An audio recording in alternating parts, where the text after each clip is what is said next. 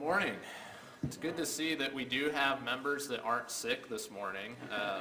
Seems like there's just some sort of a bug going around, but just so happy to see the faces that are here. For those that are maybe struggling with illness at home, we miss you, and we hope that you rest up and that you get better soon. And also appreciate the visitors who are with us this morning. We welcome you and hope we can get to know you a little bit better. You can't be a Christian for many years, somebody said, without at some point hearing a sermon on Habakkuk. Maybe if you haven't been a Christian very long, that's not a name that you're familiar with. He falls under the title of what's often referred to as a section in your Bibles called the Minor Prophets. Minor simply because they're shorter than books like Isaiah and Jeremiah and Ezekiel. But typically, if somebody and a preacher has determined in their mind that they're going to preach a lesson out of the minor prophets, it's probably, there's a strong chance at least, that it's going to be a lesson taught from Habakkuk.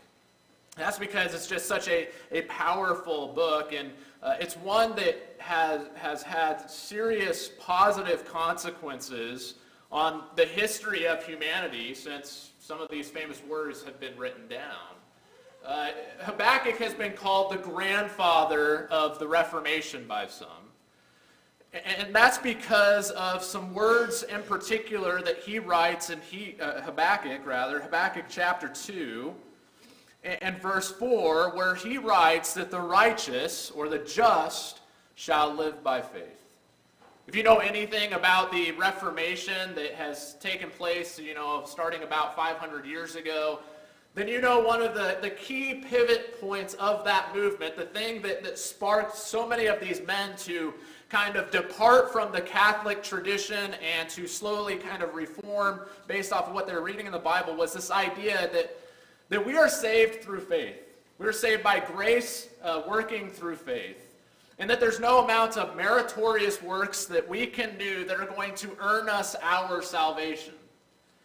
And one of the key passages that sparked this movement and so many hearts of men like Martin Luther was those very words that Habakkuk wrote, "The righteous shall live by faith." But what's ironic to me is that although Habakkuk put pen to paper and he is the one that wrote these words down so that they're recorded for us throughout history, these words are not original to Habakkuk. This was not some idea that just popped into Habakkuk's mind. That in fact, Habakkuk was going through his own crisis, his own struggle of faith. That crisis didn't look the same as it looks today, where people are choosing whether or not they will believe in God or not believe in God. That wasn't really the crisis that Habakkuk was dealing with. But it was rather, he was dealing with how can I trust that these things are going to work out? God, why are you allowing these things to happen based off of what I already know about your character? And so Habakkuk records these words for us, but I imagine that when he hears them as an answered prayer from God, he hears God's voice say these things to him, I imagine they sparked the same transformation of faith in him that it sparked in so many people years later.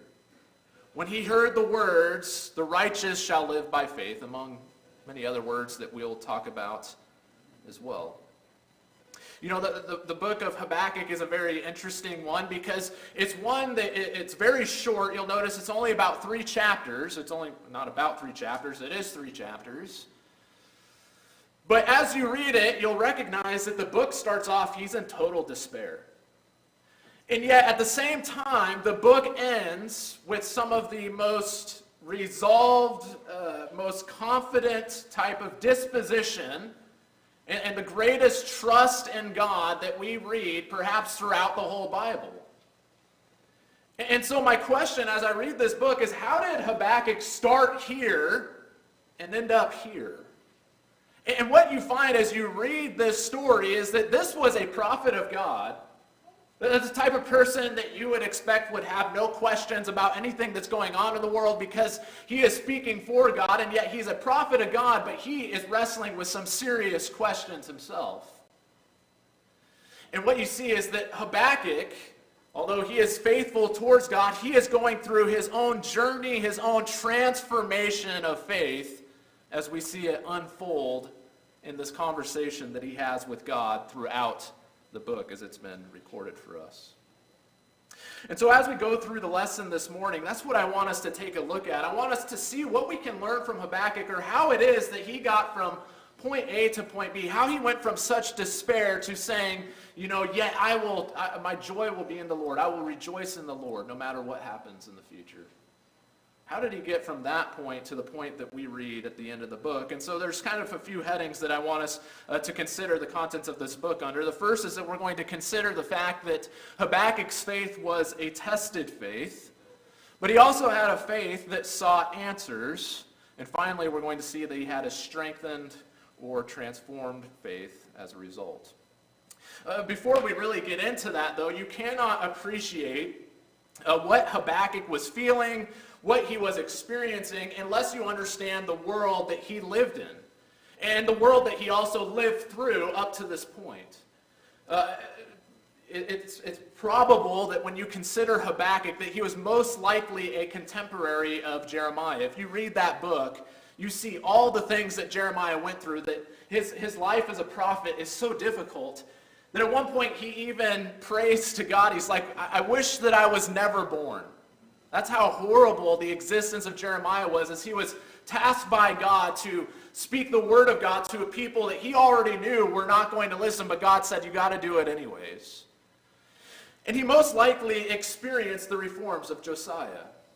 For those of you who aren't familiar with the name Josiah, as you look at the history of Israel, they existed for a long time under a monarchy where they had kings reigning and ruling over the people of God.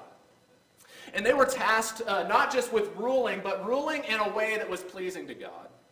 That they were to write a copy of the law, that they were to memorize the scriptures so that they could rule God's people in a way that was faithful and right in the eyes of God.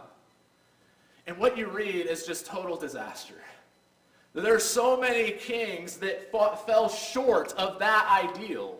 And one of the more recent kings before Josiah ascends to the throne is Manasseh, who is recognized as the most wicked king in all of Israel's history. It's simply said of him that in his days that the streets ran with blood, that he shed many blood in his day. Even sacrificing his own children to some of these pagan deities that he was worshiping. And these pagan deities just became commonplace in Judah.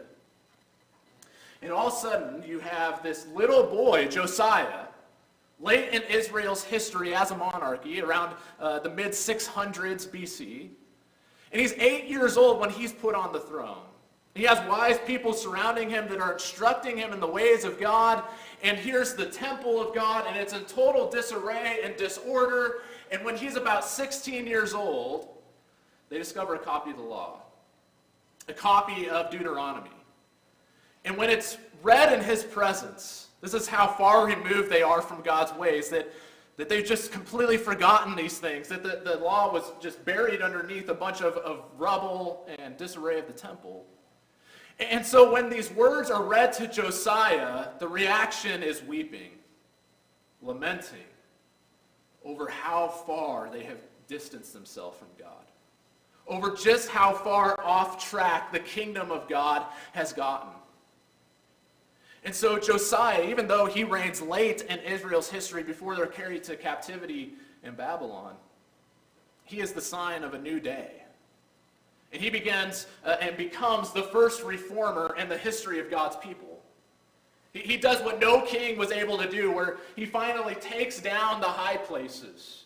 He eradicates idolatry from the land. He restores the temple of God as the central place of worship. And for somebody like Jeremiah and Habakkuk, these faithful individuals that were living during those days, it must have been a breath of fresh air.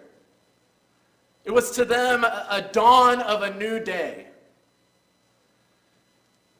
Josiah reigned for 31 years.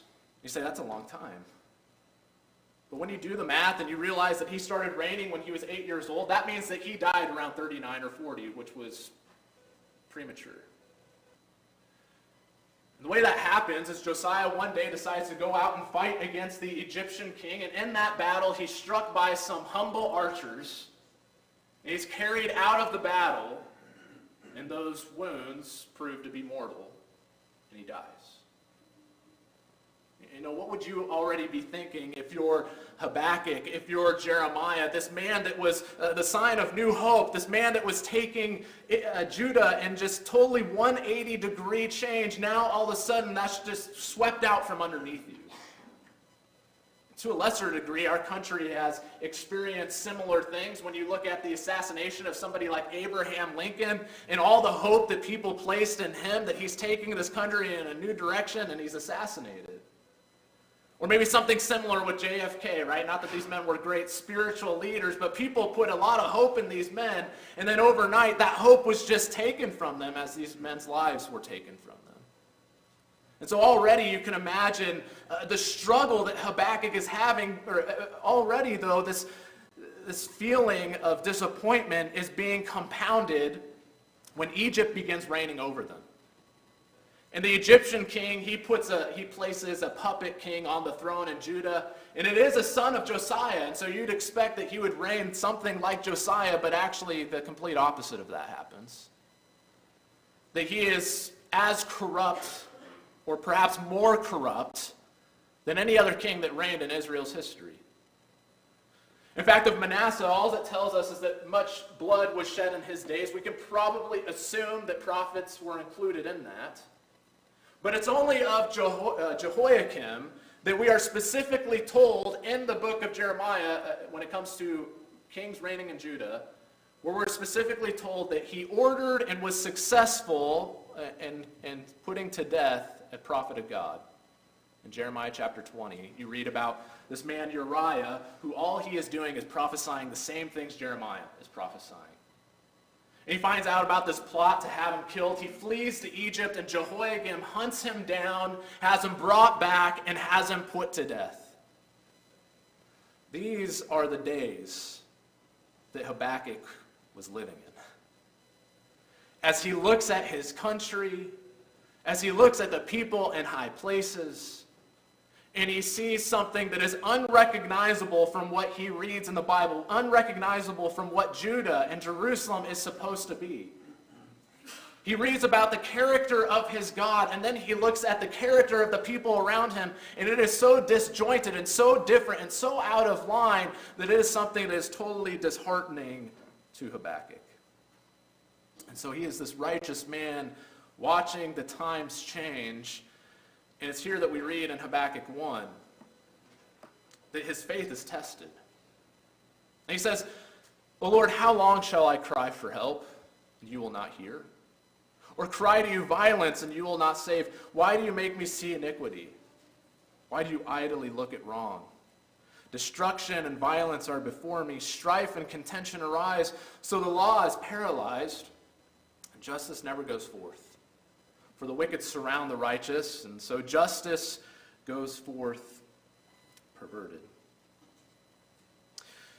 You know, you just look at those words, and they tell us so much about this test of faith that was going on in the life of Habakkuk. You notice, first of all, the first test, it's not just what he's seeing, but firstly, it's the fact that God isn't answering his prayers in the way that he wants. You go back and you look at verse 2, and he says, "How long shall I cry for help?" What does that tell us? This man didn't just come to God and just pray in one instant. How long was he praying? Maybe it was simply days. Or maybe it was longer than that. Maybe it was weeks. Maybe it was months. Maybe it was years, and he's faithfully praying to God, saying, I'll just be patient, I'll just wait, I'll keep praying, and he's seeing absolutely nothing changed. How long shall I cry for help, and you won't hear? Or cry to you violence, and you will not save? How many of us have cried to God for help? We've gone through some tragedy in our lives, or perhaps we're praying on behalf of the nation, as we often do at the podium here in this building, and yet we walk outside the doors and nothing changes in our life individually. The problem we're facing, it's still there. It's not just magically taken away. In the country, the state of the country, it's not just staying the same, it keeps getting worse. That's Habakkuk. How long, O God, shall I cry for help? And then you notice that he's not just tested by the fact of his unanswered prayers, but he's also tested by what he is seeing unfold in the world before him. Again, look at how relatable the words of verse 3 are. He says, "Why do you make me see iniquity? Why do you idly look at wrong? Destruction and violence are before me. Strife and contention arise."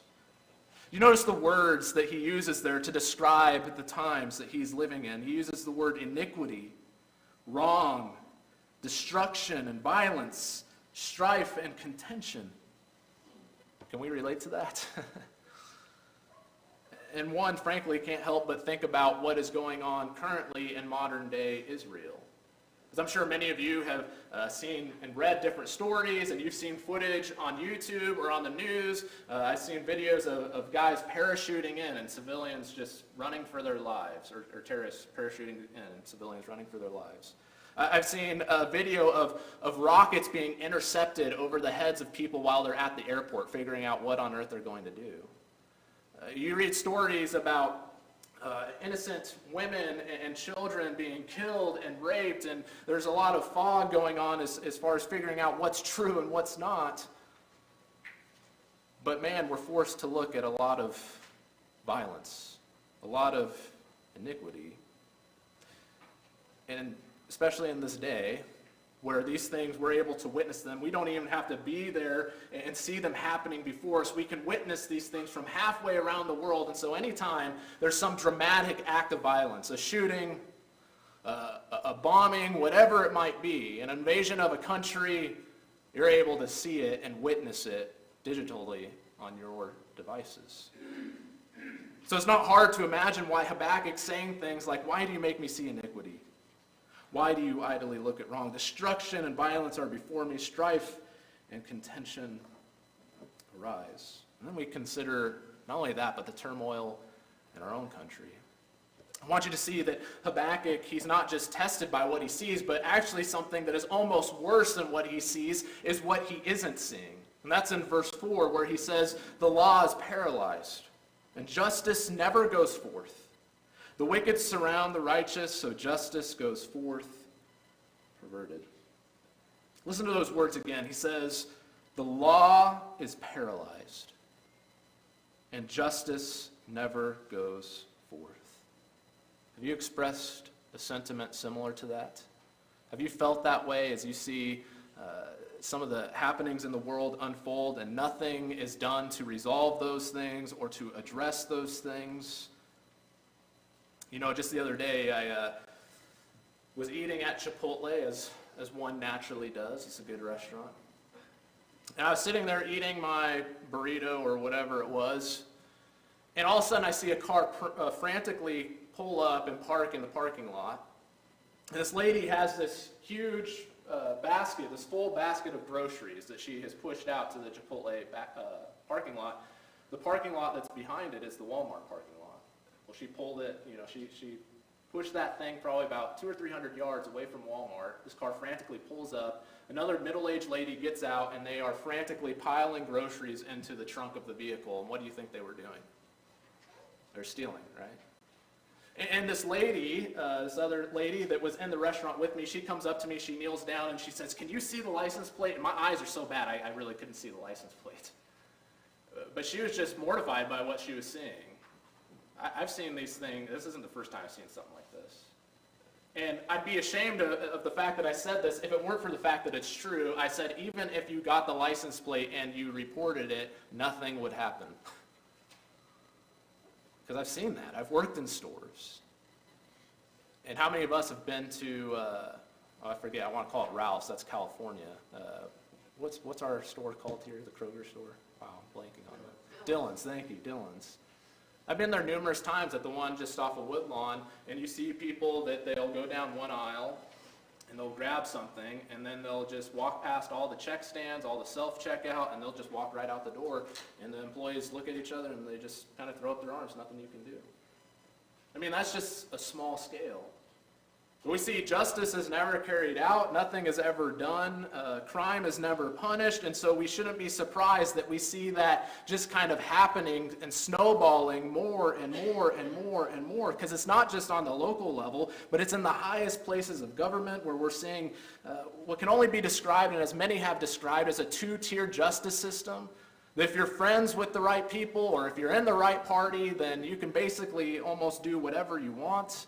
We've seen mothers that are put on FBI watch lists simply for attending and speaking out at school board meetings. Meanwhile, people can loot and riot and cause destruction and mayhem with impunity, so long as they do it under the banner of a rainbow flag or of a Black Lives Matter flag.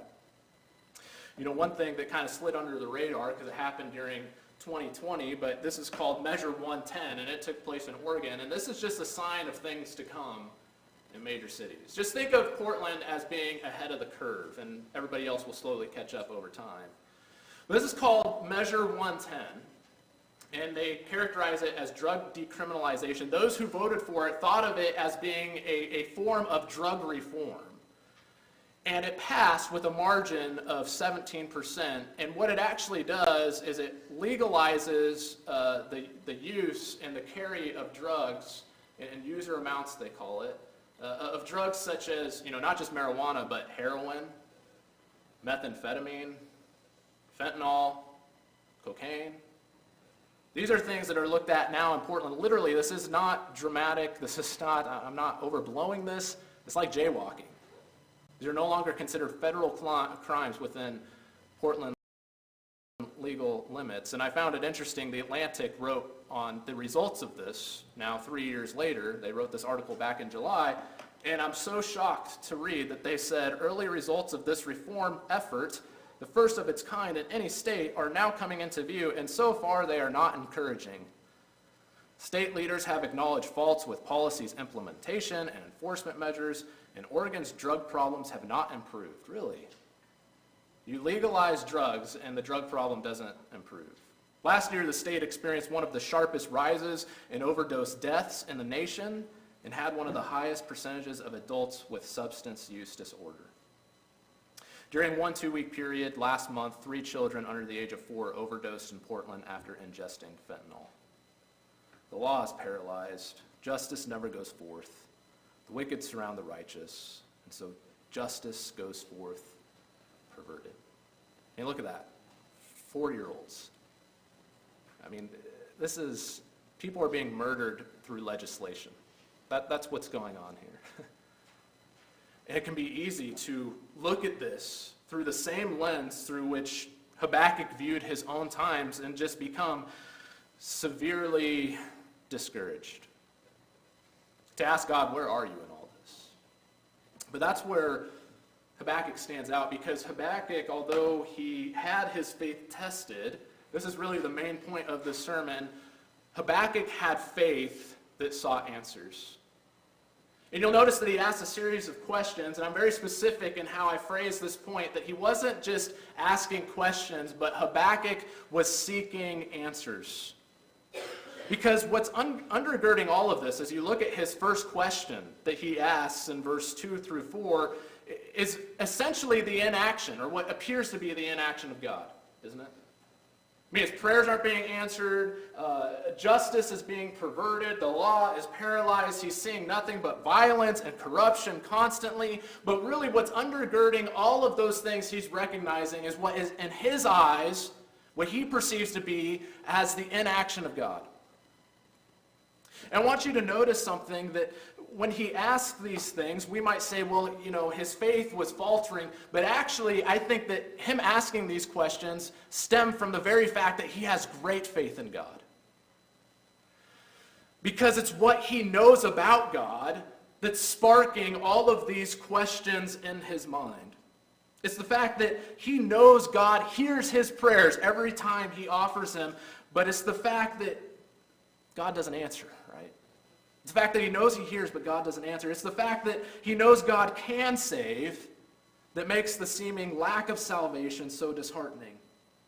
It's the fact that he's a God of justice that makes his seeming tolerance of justice so confusing.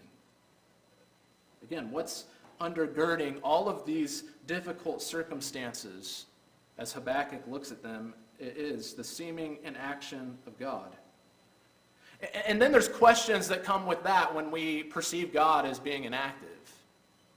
You know, the main question is, why isn't God active? Why isn't he getting off his throne and doing something, as we might ask? We might ask things like, does he not care? Has he abandoned us? Is he indifferent?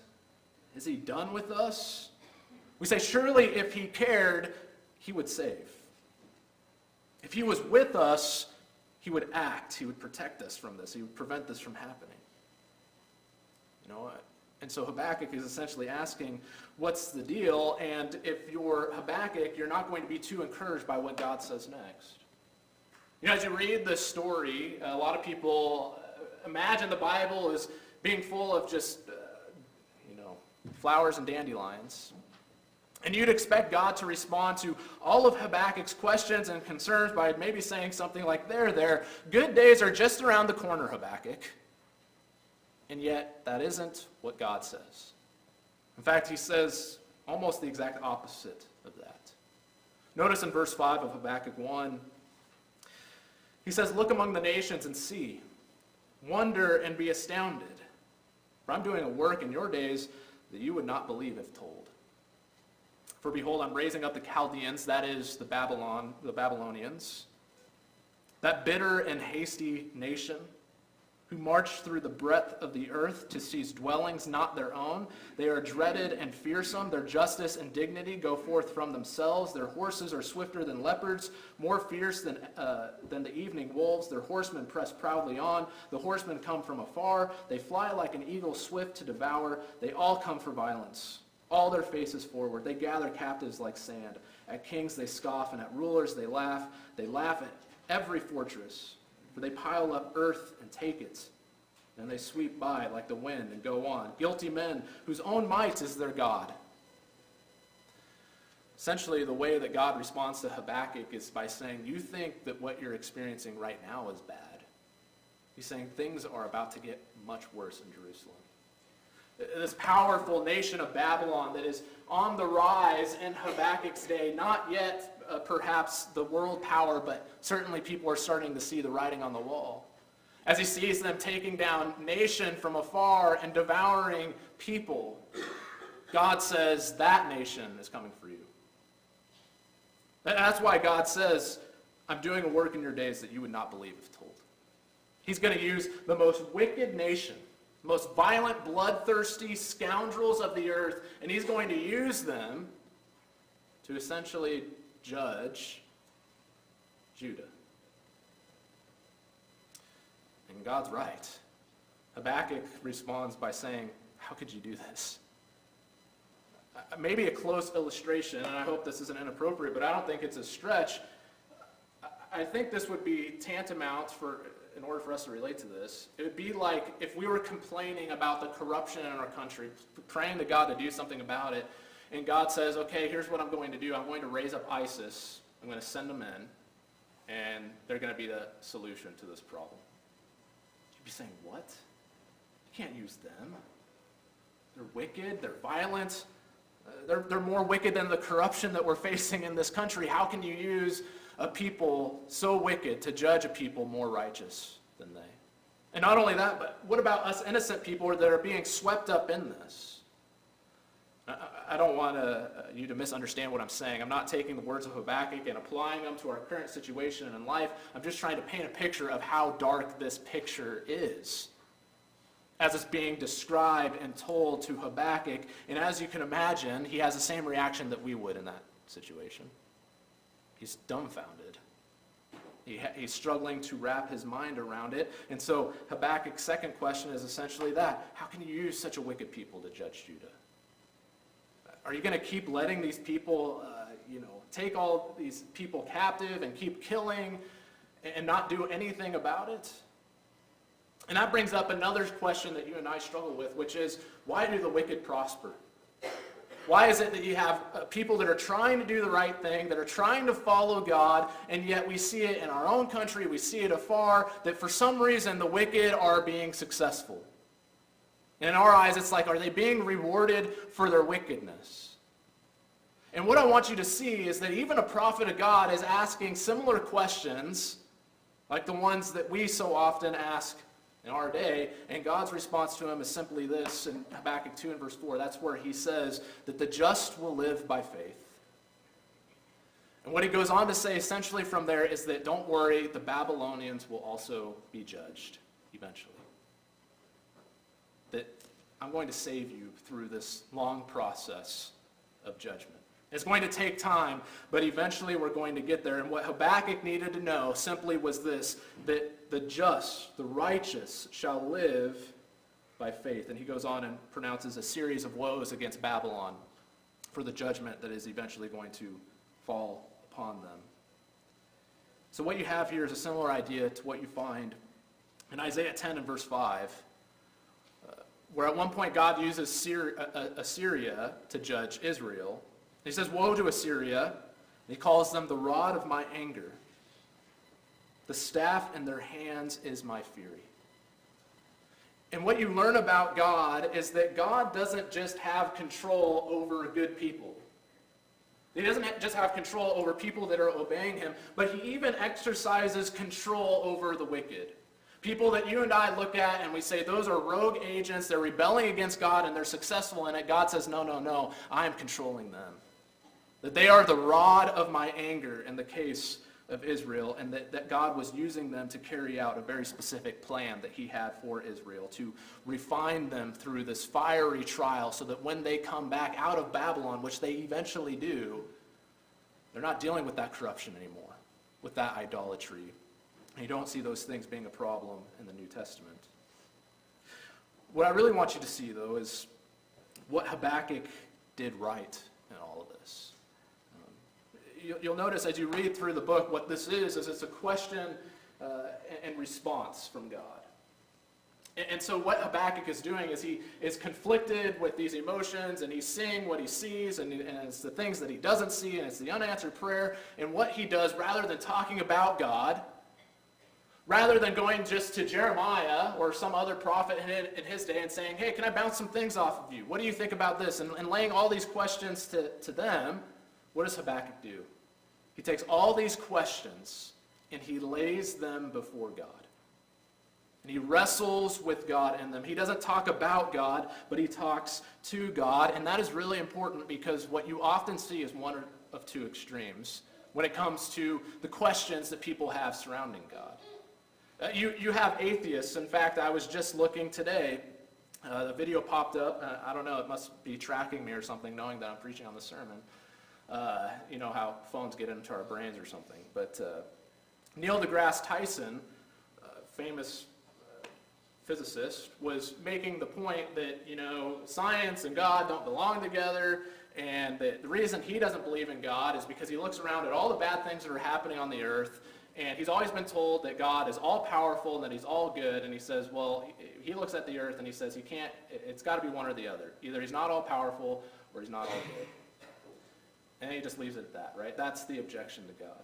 And so many people do this where they ask questions, but that's all they're doing. They're not actually seeking answers. There's no world in their mind where God might have a higher good that he's accomplishing through all of these things. And I would submit to you that higher good is getting as many people to know God, who are willing to know God, as possible.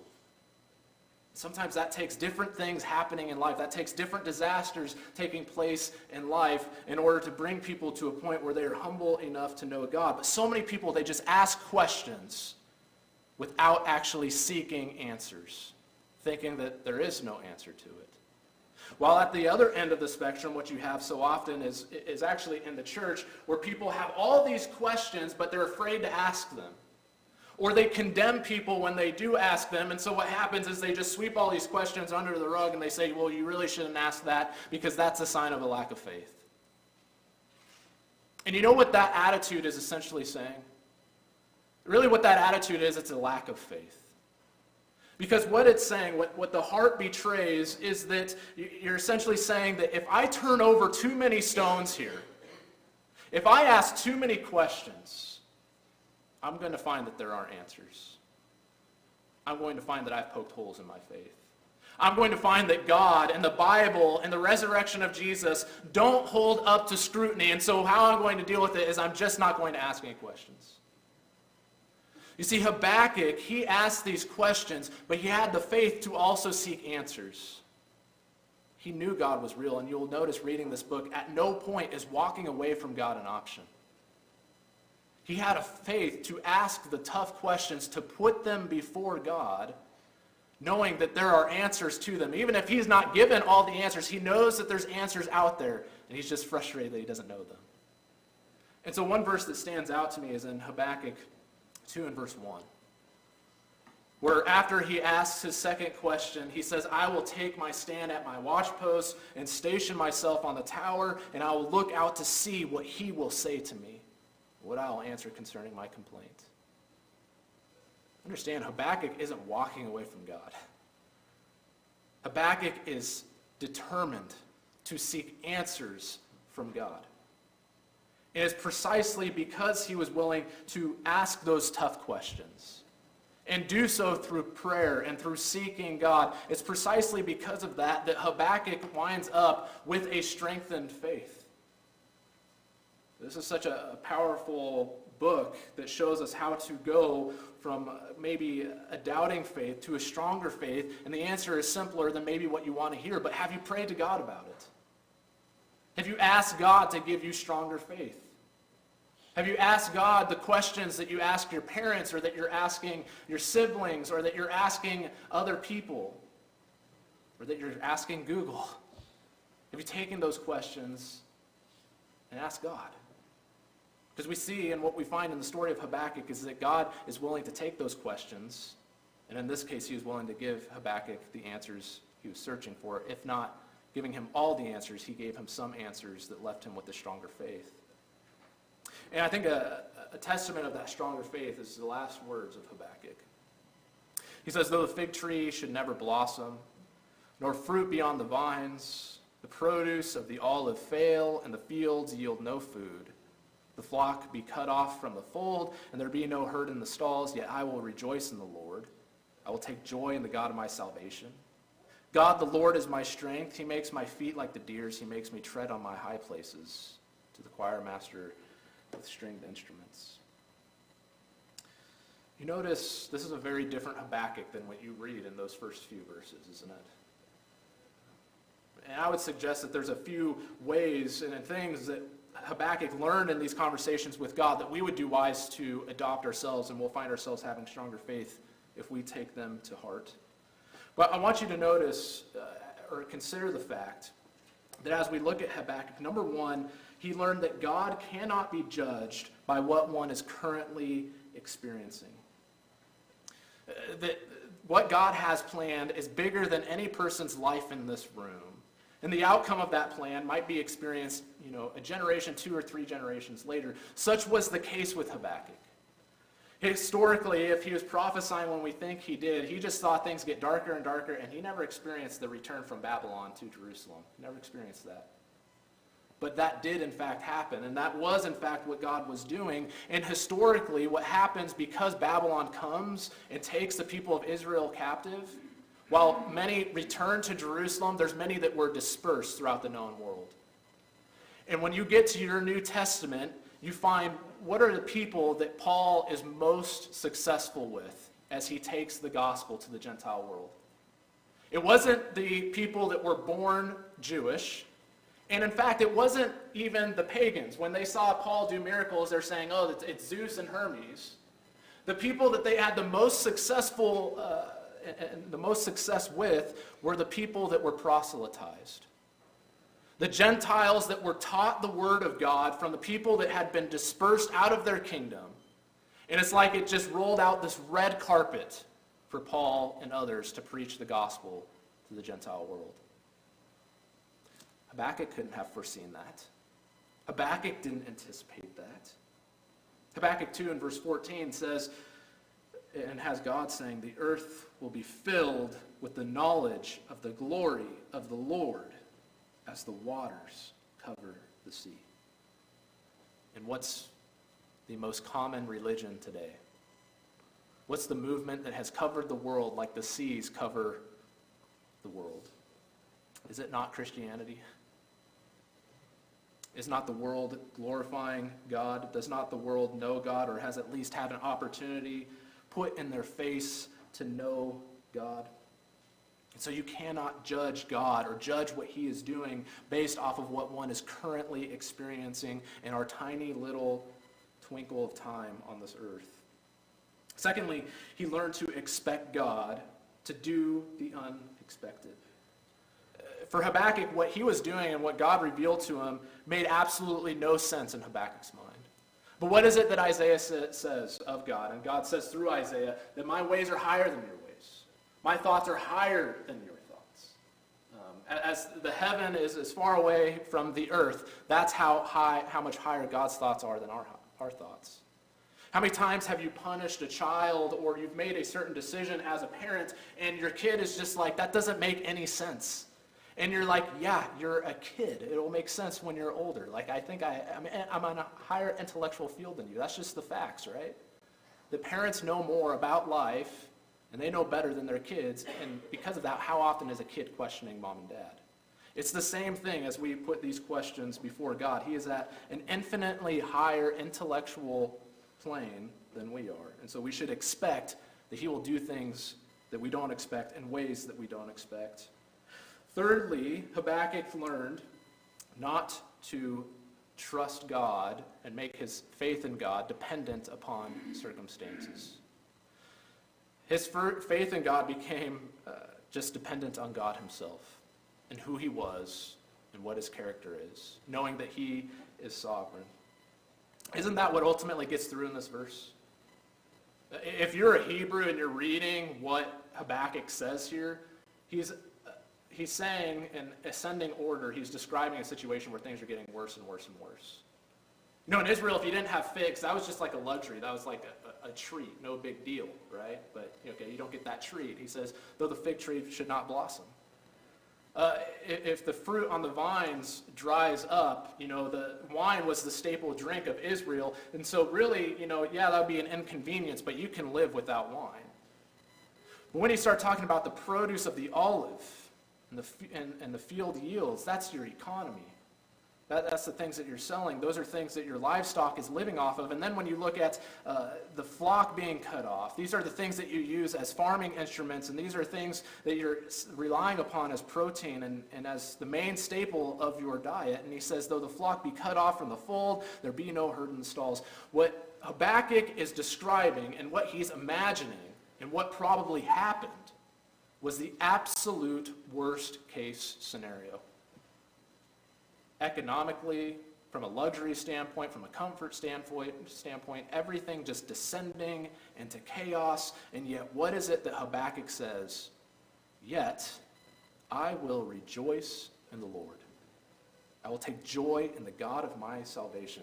He says, God is my strength. He makes my feet like the deer's. He makes me tread on my high places. Deer are known for their sure footing in uncertain and unstable ground.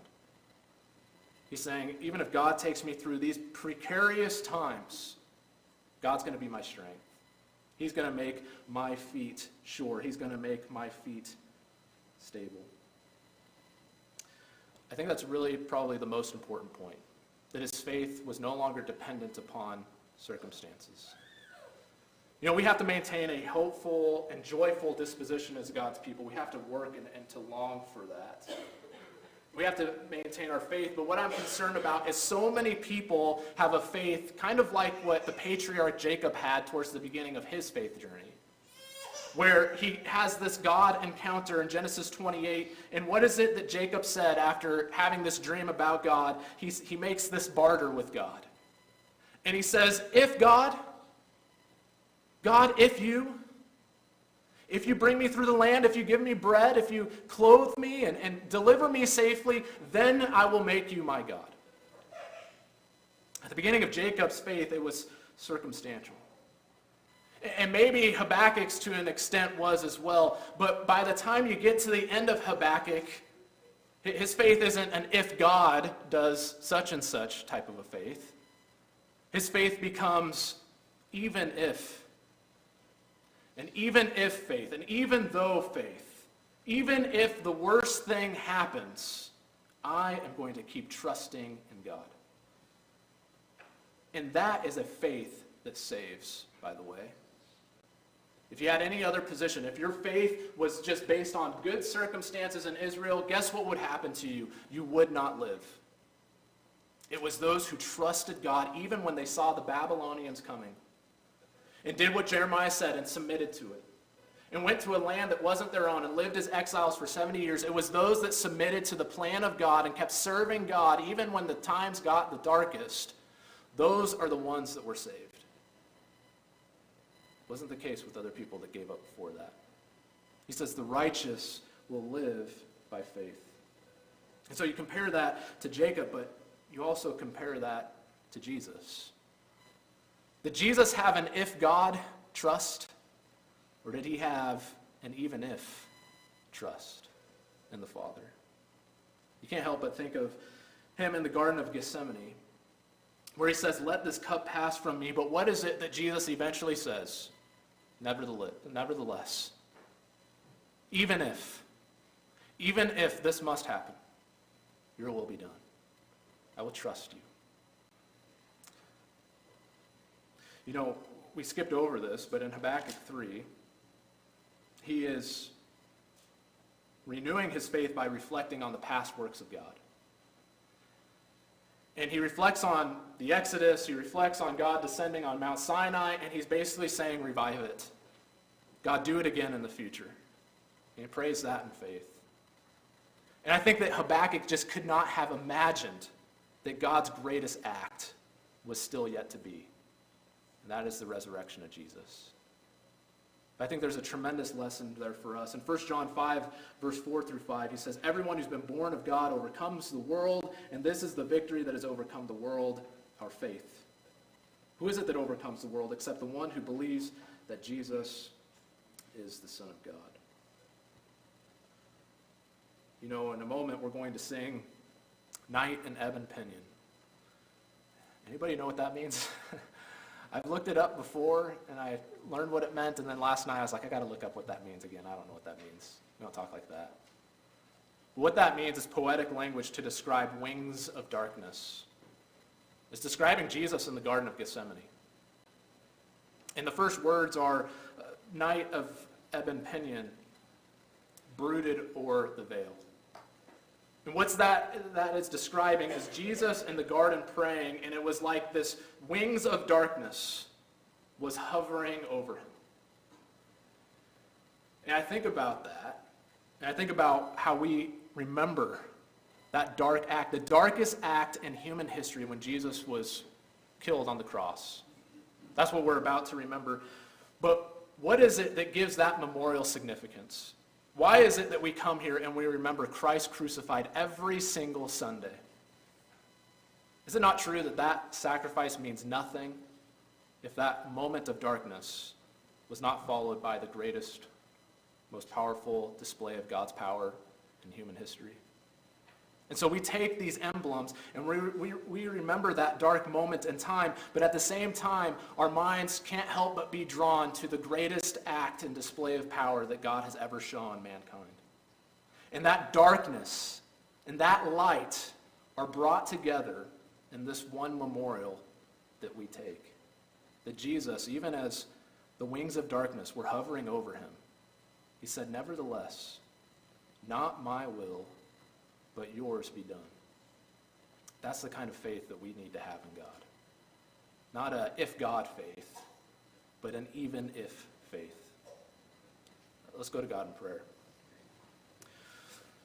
Father in heaven, we're grateful for Habakkuk and the questions that he wrestled with, because we find that they're the same questions that we wrestle with. And God, we learn that there's nothing novel about the questions that people ask today, that even your own people wrestled with them. And help us to be encouraged by that, but also help us to be educated through the answers that you gave them. Help the way that Habakkuk's faith was transformed to be the way that our faith is transformed. Help us to not have an if God faith, but to have an even if faith in you, dear Lord, just like your son Jesus did. Help us to remember the way that he trusted you as we take these emblems, as we sing this song, so that we can be confident when we fall short, that we can get back up and continue trusting our lives in you. It is in your Son's name that we pray.